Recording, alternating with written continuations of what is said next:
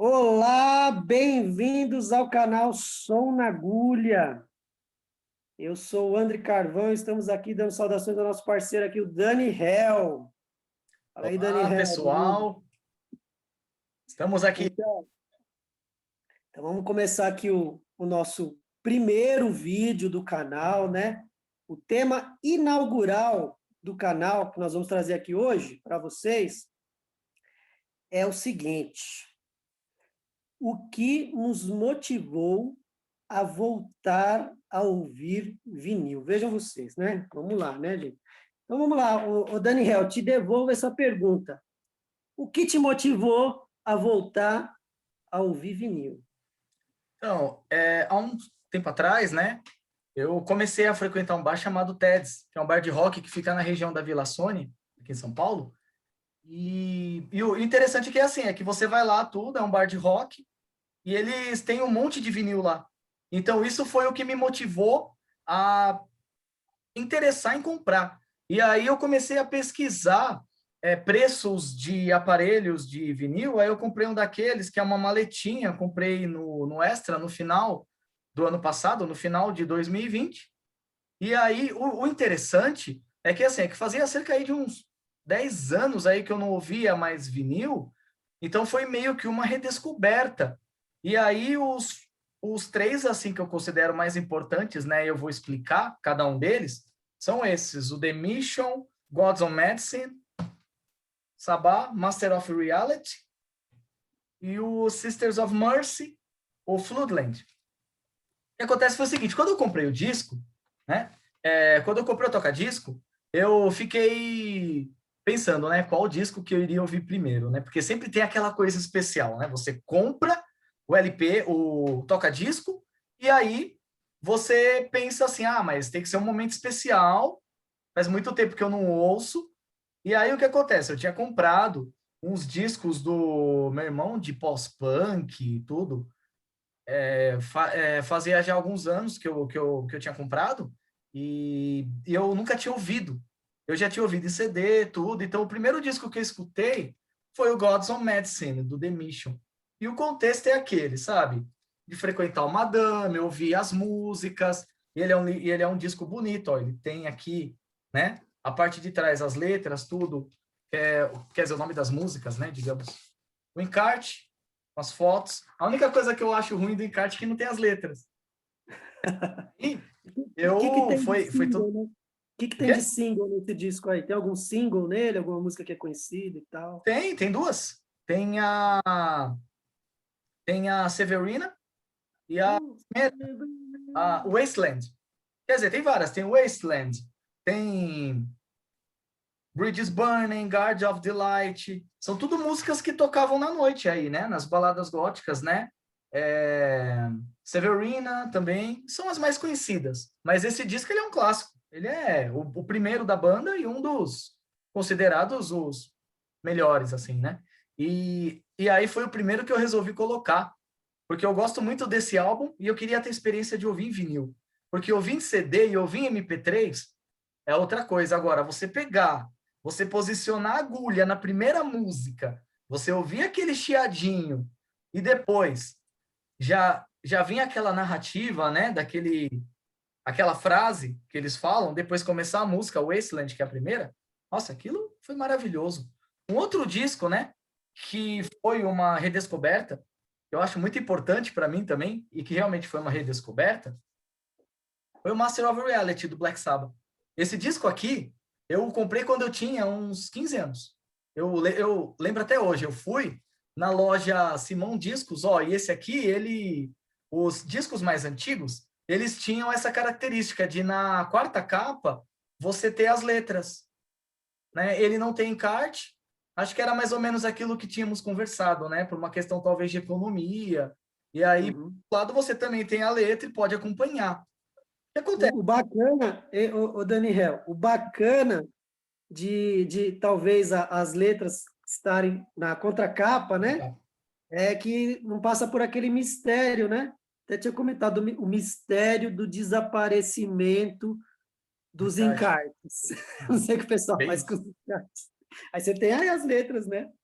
Porque é frustrante, né? Porque quando você compra um disco, você pensa no contexto todo, na capa, você ver pegar o encarte, geralmente ter fotos, né? Muitos têm Ficha fotos, técnica, né? A ficha a técnica. letra, você vê todos os dados, de onde aquele disco foi gravado, o ano, tudo, né?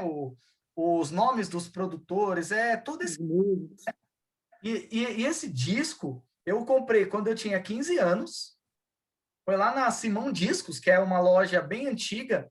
Eu não sei no contexto da pandemia, faz tempo que eu não passo por lá, eu não sei, mas eu acredito que essa loja ainda deva existir, mas ela não vende mais LPs, ela vende alguns instrumentos musicais, vende encordamento, vende CDs, mas não vende mais tanta coisa de rock.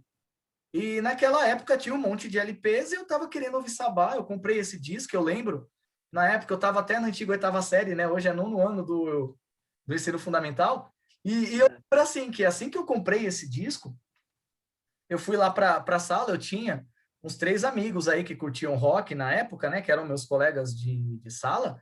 E eu fui todo empolgado, falar para eles, eu comprei um disco do Sabá e, e é um disco antigo, porque o primeiro disco que eu tive era o The Humanizer e era com o Dio. E para mim, eu considero como o meu favorito, né? Para mim é o meu favorito, para mim é o melhor de Sabá. Só que o que acontece? Eu gostei muito do Master of Reality e eu falei para eles, e a voz do vocalista é igualzinha a do Ozzy. Eles falaram para mim, na verdade, o vocalista era o Ozzy. Aí eles me explicaram que o Ozzy começou no Sabá. Porque quando eu conheci o Ozzy em carreira solo, vendo os clipes lá pela MTV, pelos outros programas que tinham, o Clip Trip, o Kryptonita. Aí tinha algumas músicas do Ozzy, ou pela MTV também. E quando eu via, era ele solo, não era ele com o Sabá. Aí só depois, quando eu comprei esse disco, eu fiquei sabendo que ele foi vocalista do Sabá.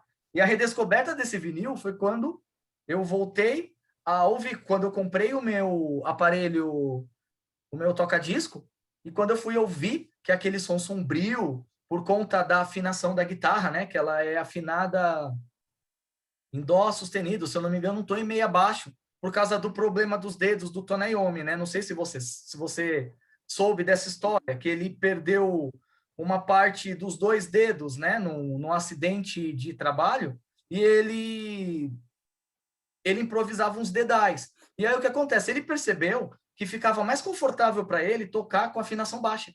E quando você toca com afinação baixa, o som ele fica mais pesado, mais sombrio. E eu tinha esquecido como era tão sombria a atmosfera desse disco. Eu acho que o Master of Reality, para mim, ele consegue até ser mais sombrio que o Black Sabbath. Se bem que o Black Sabbath e o Paranoid, eles foram gravados com afinação em Mi. Mas, de qualquer forma, as músicas, elas são sombrias, assim. Então, isso foi um aspecto que me chamou muita atenção. E toda vez que eu vou ouvir, eu lembro, né, dessa questão toda, né? E é bem interessante, fora os conteúdos das letras, né? Que tem letra que fala sobre droga, a primeira letra fala sobre maconha, por exemplo. Aquele contexto todo bem de rebeldia, de contextualizar mesmo, né? Aí tem a Children of the Grave, que também é bem sombria, né? As letras são bem diversificadas em si, né? É um disco que vale a pena. E o outro, que é muito importante para mim, o Floodland, do Sisters of Mercy, que algumas semanas eu ganhei de aniversário de uns amigos meus. Eles me fizeram uma surpresa, né? E aí depois, num próximo vídeo, eu contarei com mais detalhes como que foi essa surpresa. Mas assim, esse disco é um disco que assim, eu fui à galeria, comprei em CD há alguns anos. Eu tive muito assim essa vontade de ouvir em vinil também. Só que tá difícil de achar os discos do Sisters em vinil. E quando você acha, os preços eles estão bem altos. Então ter ganhado um vinil do Sisters para mim foi assim, perfeito. E ouvir em vinil me lembra aqueles sons assim, as discotecagens do Madame, né, desses lugares, porque ouvir em CD não tem a mesma atmosfera do vinil. E aquele mesmo esquema com o Mission, né? De pegar, colocar assim, ouvir aquele chiadinho do início, depois assim, né? A primeira música, né? Aí tem uns hits também, né? Tinha esquecido de falar dos hits, né? Dominion, Lucretia, Disco Corrosion, né? São músicas... A Disco Corrosion, por exemplo, é interessante, porque a primeira vez que eu ouvi essa música, eu tinha acho que uns 6 anos. 6, 7 anos.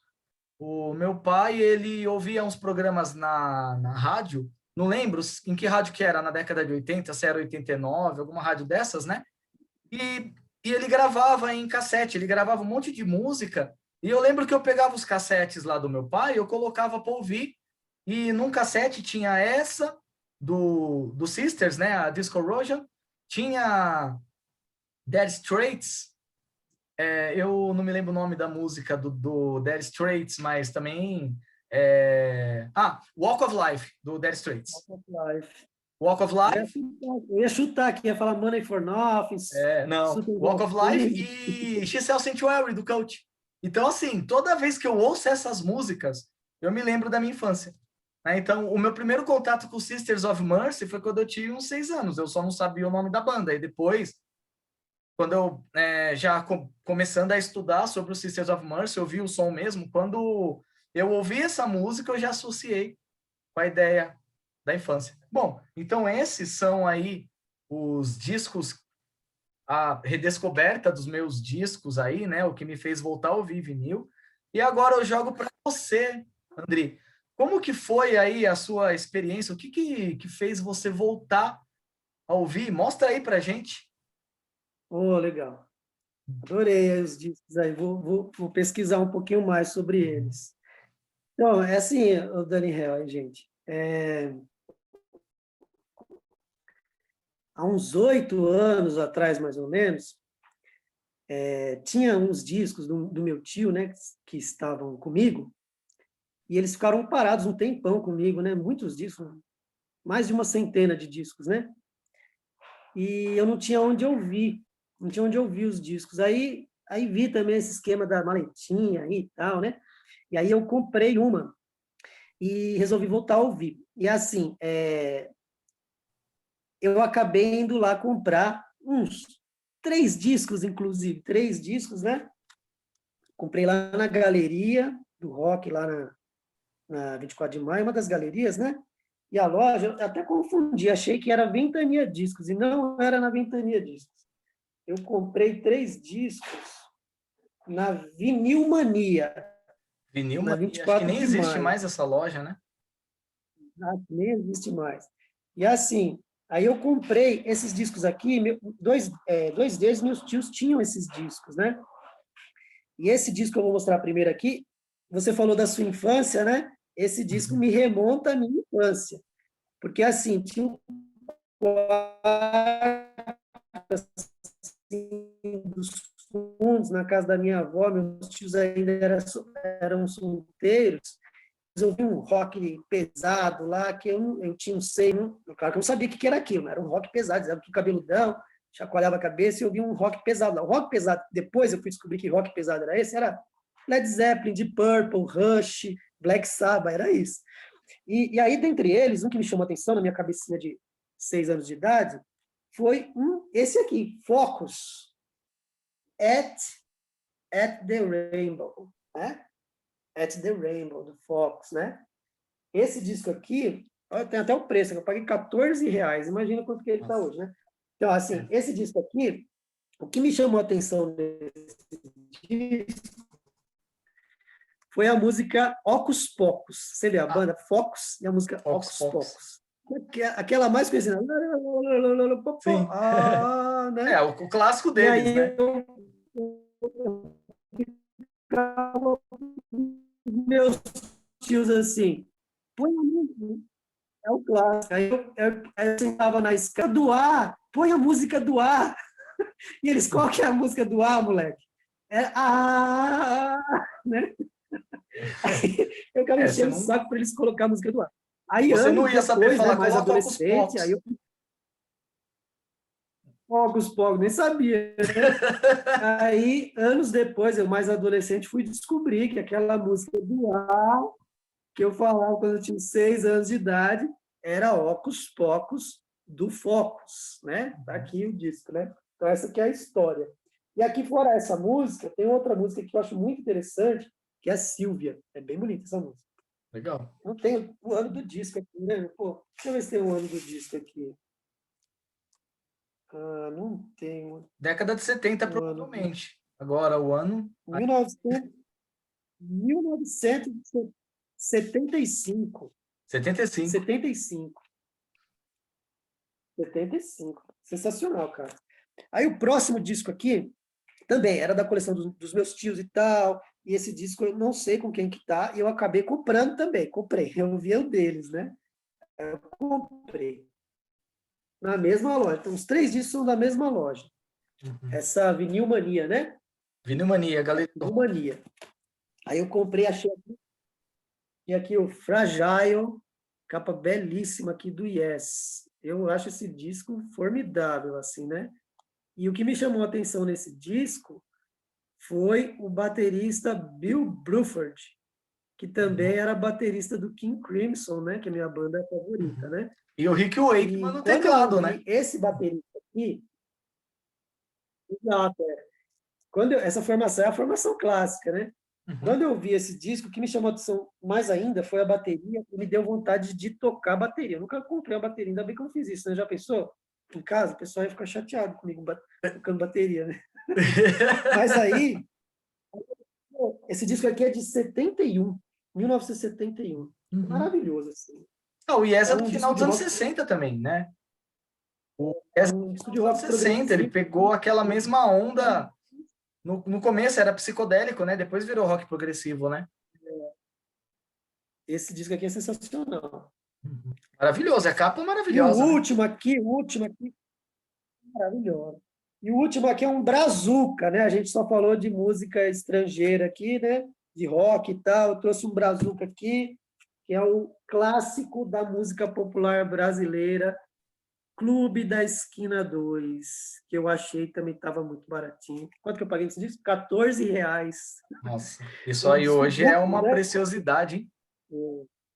Um duplo, e ele é assim, ele é duplo e ele tem umas fotos aqui, né? Nossa, Do tecido primoroso, né? músico e tal.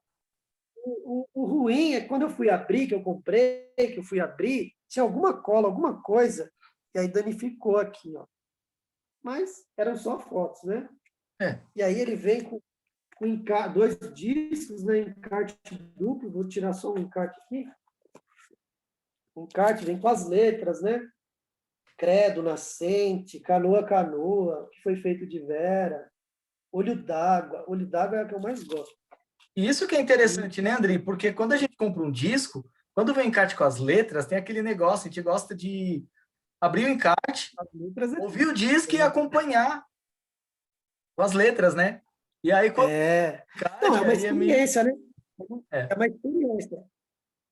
É uma experiência. Quando eu vou ouvir um disco, é totalmente diferente de quando eu vou ouvir. Geralmente, eu não ouço streaming e tal, nada contra, mas eu não ouço. Já ouvi Uhum. muito Spotify e tal, mas assim, quando eu vou ouvir um disco, um álbum, eu ouço no YouTube. Aí, por exemplo, estou fazendo alguma coisa em casa, e aí eu não vou poder parar para prestar atenção, eu ponho no YouTube lá e fico escutando. Mas quando eu Uhum. quero ter a experiência de sentar, ouvir o disco, prestar atenção, aí eu sento na cadeira lá, ponho o disco para tocar, e aí eu presto atenção no disco, no álbum todo, capa, contracapa, leio a ficha técnica, acompanho as letras. Se o disco não tem as letras, eu pego o celular e ponho a letra no celular. Ah, uma outra forma. Hoje em dia, a Uma internet forma de nos dá essa acompanhar, né? possibilidade, né? Exato, é uma É. forma de acompanhar. Então, esses discos aqui, todos os três, eles fazem parte de uma memória afetiva, de infância, né? Assim, você vê que são discos bem antigos, não são da minha geração, são de gerações anteriores à minha, mas que eu tenho um maior carinho por esses discos aqui, né? Uhum. Não tô falando questão assim de, o antigo é melhor, o novo não presta, nada disso. Tanto é que eu gosto de muita coisa de música que é recente, é de agora e tal. Eu gosto de música no geral. Eu costumo dizer que eu gosto de música de 70 anos para cá. E o 70 anos para cá eu ouço interessante muito filme. é que as bandas que estão lançando álbuns agora, eles estão lançando em vinil também, tanto no Brasil quanto no mundo, É, porque essa onda do vinil ela voltou, né?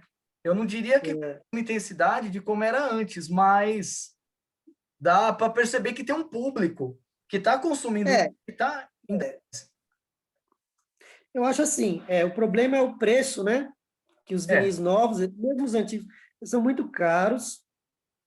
Assim, é um nicho de mercado, né? Porque assim, o vinil, já cansei de ouvir falar isso, que o vinil nunca vai ser mais a mídia principal para você ouvir música. Nunca mais vai ser. Provavelmente não mesmo. é. Nem o vinil, nem o CD. Mas existem aqueles saudosos, né? As pessoas como nós aí, né? Queremos colecionar, né? Discos e ter o disco formato físico na mão. Mas para novas gerações, salvo exceções, né? Eles preferem escutar no streaming, escutar só single, não ter a ideia, a ideia de obra fechada, Obra no fechada, é. contexto de que o álbum ele tem todo um contexto do álbum, né? A obra, escutar a Uhum. obra toda. Então as pessoas ouvem single, né? Ouvem uma música aqui de um grupo, outra ali e tal. Mas isso é mais para colecionador, para pessoa que é aficionada mesmo, ter o material físico, né? Isso mesmo. Mas eu acho que é por isso que até que voltou a produzir disco no Brasil. Porque, pelo que eu soube, na Europa, nos Estados Unidos, nunca parou de produzir discos. Só no Brasil. Porque no Brasil tem essa mentalidade, né? O que é moderno, o que é lançamento, o que é mais tecnológico, a tecnologia mais moderna, ela meio que sobrepõe a tecnologia anterior. Então, foi o que aconteceu comigo nos anos 90. Uhum. Eu vivi a adolescência na transição entre o vinil e o CD. Uhum. Eu nem cheguei a comprar muito vinil na época, eu tinha, 15 anos. Eu tive meia dúzia de vinis, mas logo veio o CD, aí eu comprei um monte de CD, aqueles vinis eu até dispensei. E aí eu fiz uma coleção muito extensa de CDs, né? Então, assim, eu não peguei assim, eu peguei o final do vinil, né? Eu também. Então, Foi o mesmo contexto, aí depois a né? gente percebe que é, É, que eu lembro que a antes... gente percebe que É. Que eu lembro que antes, assim, os lançamentos, eles só tinham em CD. Só que como na época eu não tinha o aparelho de CD, então eu ficava meio limitado às pessoas gravarem para mim outras coisas, ou ouvir no rádio, né? Então eu lembro que eu comprava coisas que já tinham sido gravadas em vinil, porque eu peguei aquela fase que o pessoal estava se desfazendo, então você tinha os soldões aí, né, de vinil, que foi o que você pegou também, foi o mesmo contexto.